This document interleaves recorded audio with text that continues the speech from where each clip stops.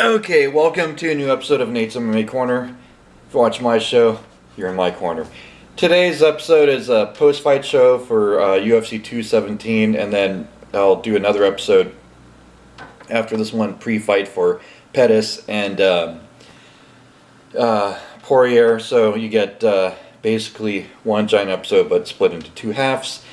And yeah, so the first half is post-fight for UFC 217, and let's get started. So the main event was middleweight UFC title fight for Michael Bisping defending against George St-Pierre.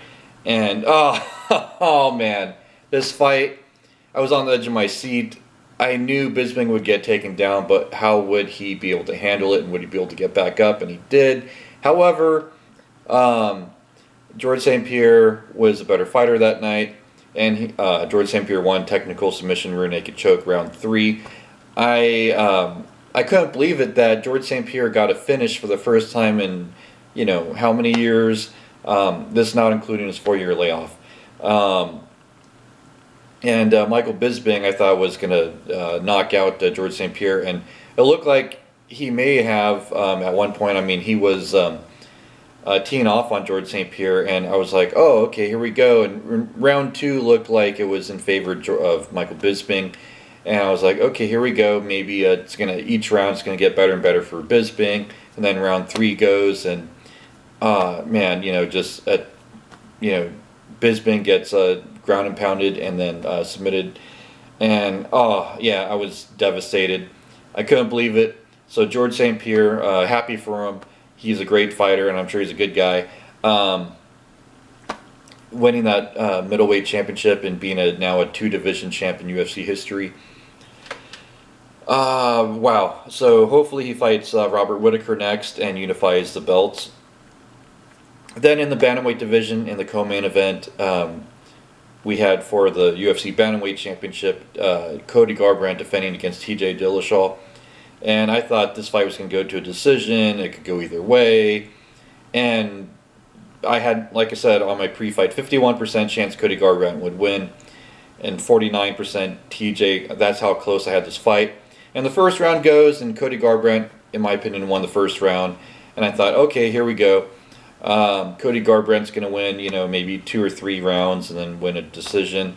And then it gets to round 2, and midway into round 2, Cody's just rocked, and then next thing you know, TJ Dillashaw lands some heavy shots and wins KO punches round 2, and TJ Dillashaw is now a 2-time UFC bantamweight champion, and you have to consider him a legend in the sport at this point, because I mean, he won on his first title reign. He defended it against Joe Soto and Renan Barão in the rematch, and then had that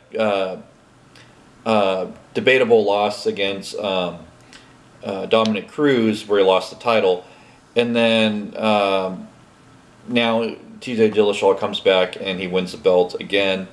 So I mean, how many UFC champs have won a belt twice and can say they've also defended a belt multiple times?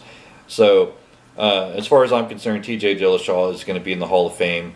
And he's one of the all-time greats, and one of the greatest, if not the greatest, to come out of the Ultimate Fighter show. And yeah, it's pretty amazing, especially the fact that he was a runner-up, and he could have easily won that season Ultimate Fighter. I think it was a bogus call when he fought, I believe it's John Dodson. I think the refs stopped it too early, and had that not happened, we could be saying that he's the Ultimate Fighter winner, as well as a 2-time UFC champ with multiple title defenses attached to that. So yeah, wow, amazing, and yeah, I can't wait to see. I hope he fights the winner of Rivera and Cruz, and that'll be a great match. Especially TJ rematching Cruz, if that were to happen. Then in the women's strawweight division for the UFC women's strawweight championship, we had Joanna Jędrzejczyk defending against Rose Namajunas, and whoa boy, TKO punches round 1 win for Rose Namajunas. Did not see that coming. I thought Joanna would have great striking defense to avoid the shots of Rose.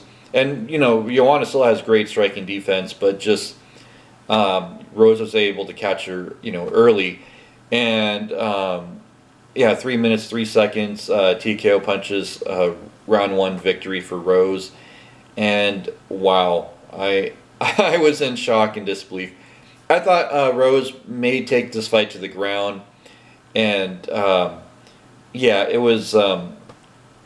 There was some ground and pound, and then the ref called it off, and yeah, but I was not expecting to for Rose to get knocked down like that in the stand up. Wow, I was shocked. Yeah, you got to watch the replay of this pay per view. I mean, I could talk about it all night, but you got to watch it. Yeah, so Rose, our new UFC Women's Strawweight Champion. Good for her. I'm happy for her. She's worked hard for it. She definitely earned this title shot, and she definitely earned the belt. Yeah, then in the welterweight division, also on this main card, we had Stephen Thompson versus Jorge Masvidal, and this was a striking clinic for Stephen Thompson. 30-26, 30-27, 30-27. Yeah, this was just Stephen Thompson using his killer karate and kickboxing skills to keep Masvidal at bay and just teed off on him every round. Then in the middleweight division, we had Paulo Costa versus Johnny Hendricks, and yeah, this one I got right. Paulo Costa TKO punches round two. I think I might have said first round on my pre-fight, but nonetheless, I had Paulo Costa winning by knockout somehow in this fight. And yeah, he's a prospect to look at, and this is a good weight class for Costa, and the middleweight division should be on the lookout for this guy. And yeah, this was an amazing pay-per-view. If you haven't seen it, check it out. Catch a replay wherever you can. And that wraps up this, and stay tuned for my pre-fight for Pettis versus Poirier, and until then, I will see ya.